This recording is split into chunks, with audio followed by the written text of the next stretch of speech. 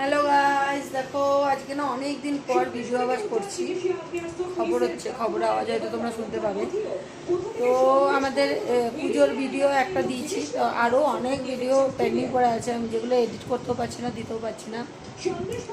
আজ দেখো কাকু কোথায় চন্দনের ফোঁটা দিয়েছে। তো মাথাটা ঘষে এই মাত্র চা খেলাম। এই দেখো চায়ের কাপ এখনও সরেনি, এই যে চায়ের কাপ এখনও সরেনি, এখানেই পড়ে আছে। আর এখন যাব রান্না করতে। তো মনে করলাম যে আজকে থেকে আবার শুরু করি ভিডিওটা।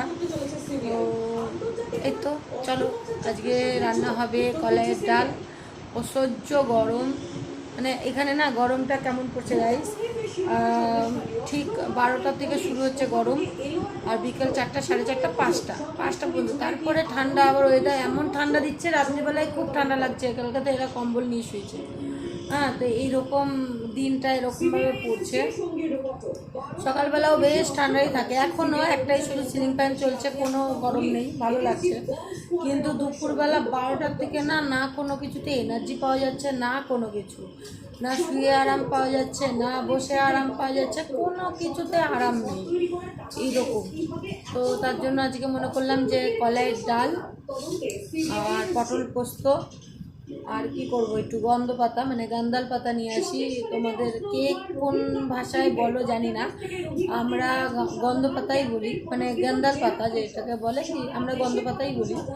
তো মুসুর ডাল দিয়ে বড়া করব। আজ শনিবারে আমরা নিরামিষ খাই, তার জন্য কালকেও নিরামিষ, মানে এত গরমে না মাছ মাংস ভালো লাগে না, তার জন্য একদম হালকা পাতলা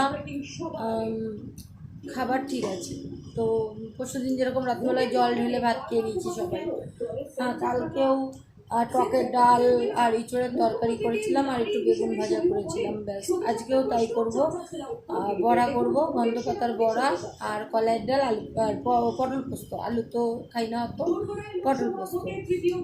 তো এই হচ্ছে আজকালকার মেনু হয়ে যাচ্ছে, মানে মাছ মাংস কিচ্ছু না। এক সপ্তাহ বেশি হয়ে গেছে মাছ মাংস খাইনি। হ্যাঁ, মাছও একদিন এনেছিল, ভালো লাগেনি, তো ওই মাছই 2 দিন ভরে খাওয়া হয়েছে। তো তো এইভাবে চলছি। আর আজকে মাথা টাথায় সাবান টাবান দিয়ে সকালবেলা অনেক কাজ করেছি, যেমন আমার শাশুড়িকে নিয়ে চলে এসেছি। প্রায় 3 দিন 4 দিন হলো না, 4-5 দিন হয়ে গেল আমার শাশুড়ি চলে এসেছে বাড়িতে। হ্যাঁ, তো যদি বলো যে ভালো, তো অতটাও ভালো নেই, মানে বকছে, নিজে নিজেই একা একাই খুব বকছে।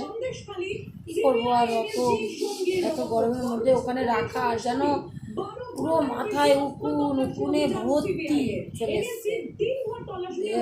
অর্ধেকটা চুল কেটেছি, কেটে পুরো ভালো করে মেডিকেল শ্যাম্পু দিয়ে দিয়ে দিয়ে দিয়ে ধুচ্ছি। তো আজকে বললাম ওষুধ আনতেই হবে, কিছু করার নেই, নিকিগুলো ফুটছে। তো আর আমার বড় চুল, এবারে আর কারোর বড় চুল নেই, কিন্তু তবুও আমার বড় চুল আমার মাথা থেকে হয়তো যাবেই না ঢুকলে, এরকম। তো তার জন্য এখনো পর্যন্ত ওনাকে রোজ রোজ শ্যাম্পু দিয়ে দিয়ে আছড়ে আছড়ে আছড়ে অনেক উকুন ফেলা হয়েছে, মানে থাকছে না। আমি যখন এই যে এখন আছড়ে টাছড়ে দেখলাম যে নেই, পুরো মাথা পরিষ্কার, কিন্তু আবার ওই যে নিকিগুলো ফুটছে, আবার হয়ে যাচ্ছে একদিনই।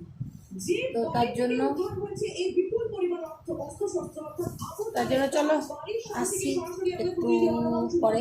এই একটু পরে মানে কি, একটু গন্ধ পাতা, পাশের বাড়ি থেকে দেখি একটু গন্ধ পাতা নিয়ে আসি, তারপরে আবার রান্না করার সময় তোমাদের সাথে দেখা করছি, ঠিক আছে?